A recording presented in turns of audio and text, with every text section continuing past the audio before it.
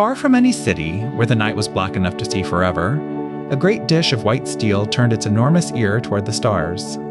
And on the loneliest shift of all, 3 in the morning, a young astronomer named Sana sat listening to the static breath of the universe. Just you and me and 100 billion stars tonight, old girl.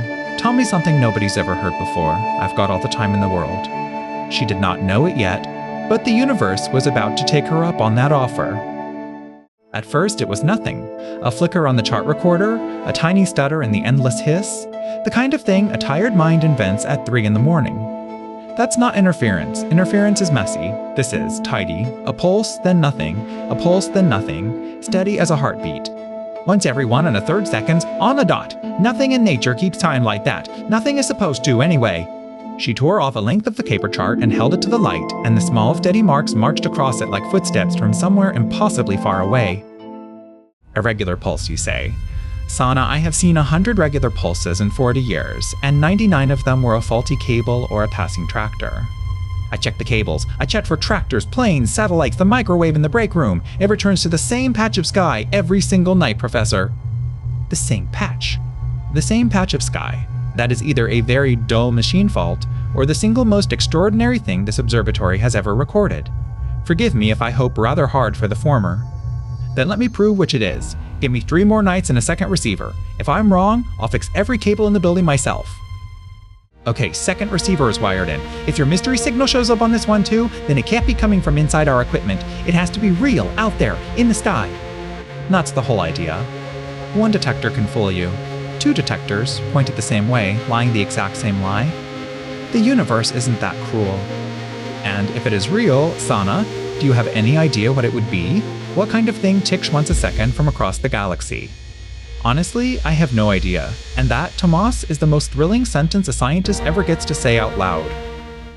On the 3rd night, they sat in the dark and watched 2 pens trace 2 charts, holding their breath as the clock crept toward the appointed hour. Nothing yet, nothing yet. Sana, what if it doesn't come back? What if we tore the whole array apart for a ghost? Wait there, on the first recorder, and yes, the second one too. Both pens, Tomas, both pens moving together perfectly in step.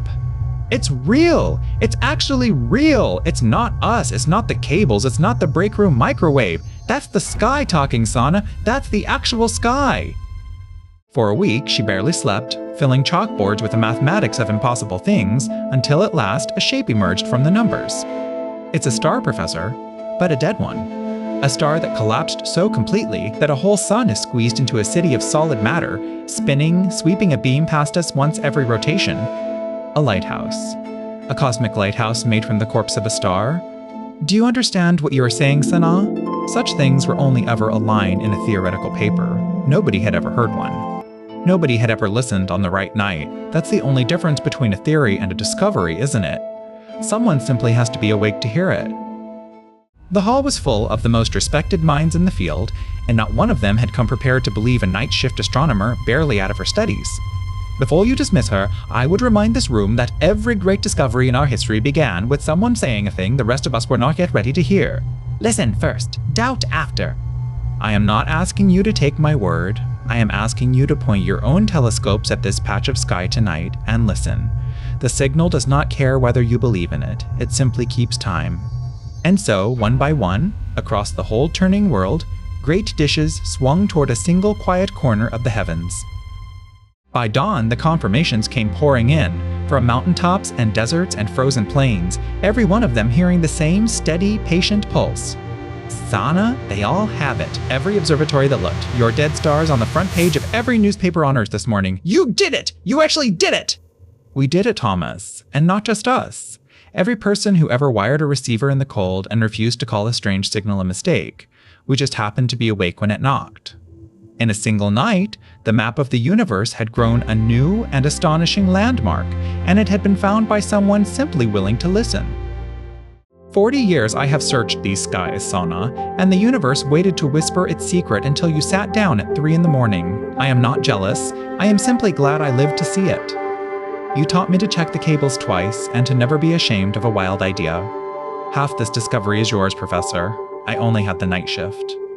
The night shift is exactly where the universe does its quiet talking. Remember that when you have students of your own who think the great things are all already found. I'll remember, and I'll tell them what you told me, that the sky is still full of sentences nobody has read yet. They just have to be awake to hear them. The dead star is still out there tonight, sweeping its faithful beam across the dark, ticking off the seconds exactly as it has for 1,000,000 years. Same time tomorrow, old girl, I'll bring the coffee. And who knows, maybe you've got a brother out there somewhere, keeping his own kind of time. We'll just have to keep listening. Because that is the great quiet truth of science, the universe is always speaking.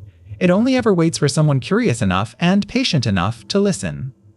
And somewhere on some lonely night shift, someone always does.